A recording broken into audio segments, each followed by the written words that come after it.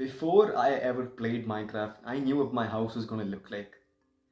I remember as a kid, I'd keep sketching these Minecraft houses into my notebooks, into my papers, a piece of paper.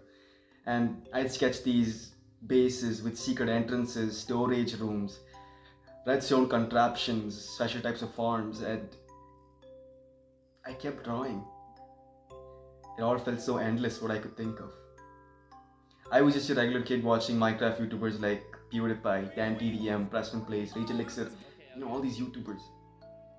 Waiting for the day I could finally play the game myself. And I don't think I was the only one. I fully believe that Minecraft is the most human game ever made. Take a look at the modern day games that we have. Games like Valorant, CSGO, COD, and all these shooting games, right?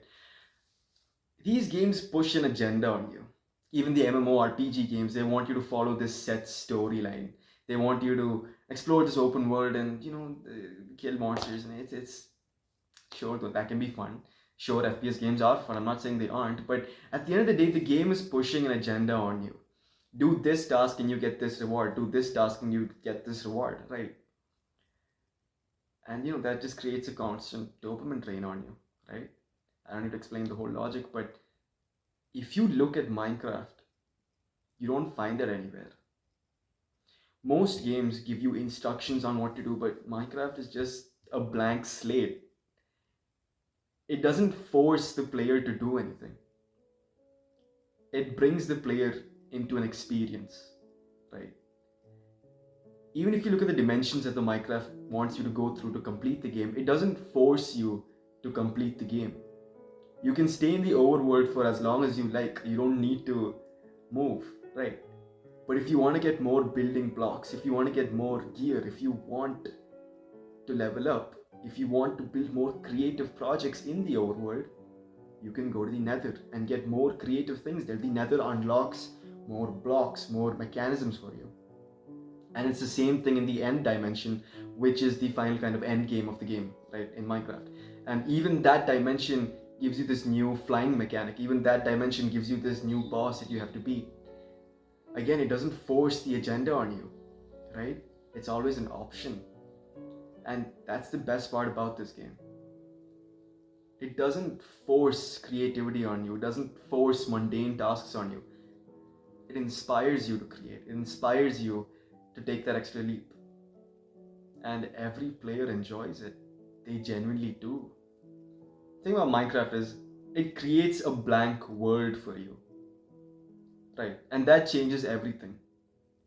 Because the first time, you aren't consuming content. You're creating it in a game. You're creating the experience that you want. And that's why so many things are memorable in Minecraft. The first mud house you made, the first night of surviving in survival mode, right? The pet dog that you had, the first house that you made, right? The first multiplayer survival server that you were in, right? Minecraft is memorable because the player authors their own experience. And that's the best part. Cool thing is, most games are designed around progression. Grind the battle pass, get these skins, right? Get this number of requirement to get that reward. But Minecraft is designed around expression. It wants you to create, it wants you to explore. Right? If you think about the Minecraft world, it's endless, right? And it never forces you to do anything again. You have complete freedom and creativity in this block game. Minecraft awakens creativity. Before I ever even owned the game, before the game even entered my hands, I kept drawing things about the game. It was still in my head. It helped me express creativity before I even got it. The endless sketches of me drawing houses, the endless skins that I'd keep designing so that I could get from my own character, right? And I'm sure many people can relate with me as well.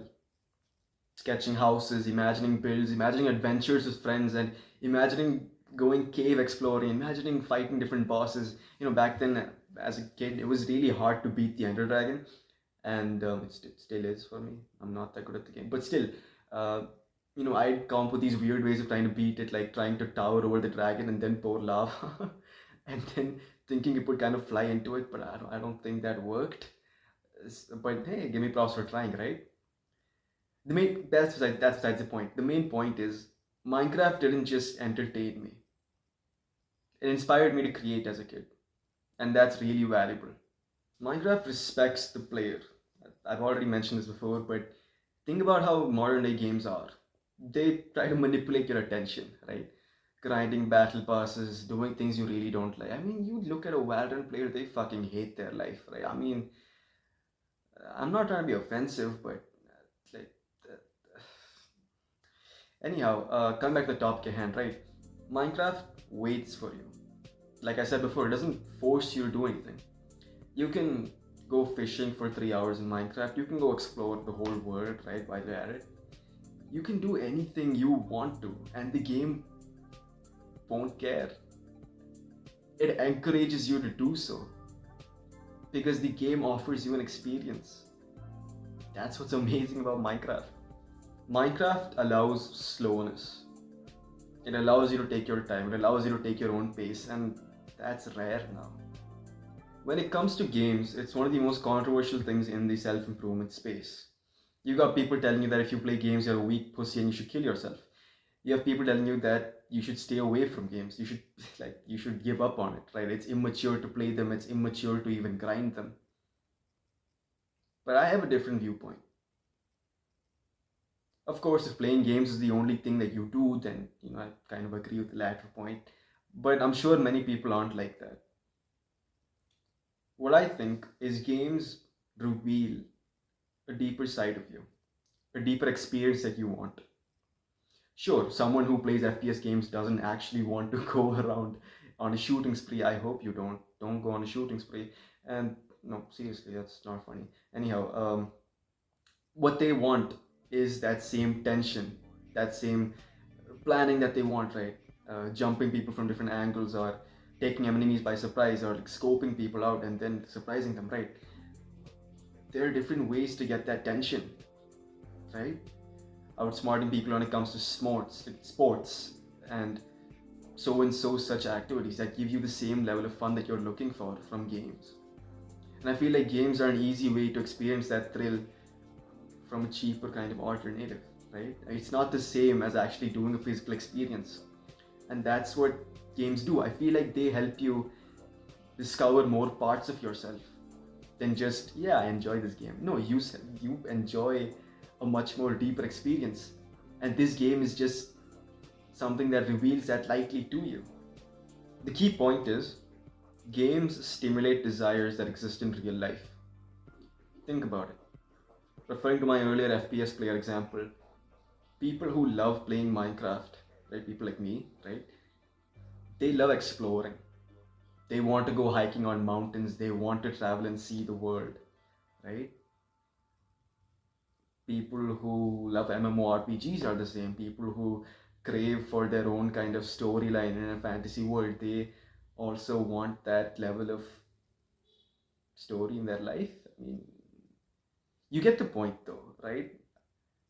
It's trying to bring what you want from that game into real life and then finding out that in real life it's a lot more fun, a lot more healthy as well.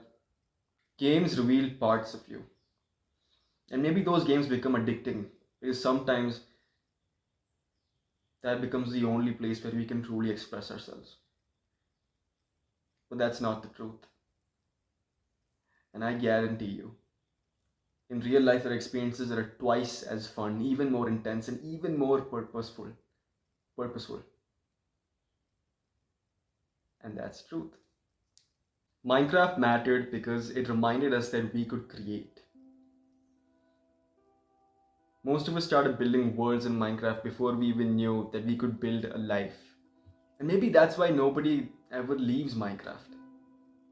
Nobody ever truly leaves Minecraft. They always end up revisiting the game in some way. And it's always nostalgic.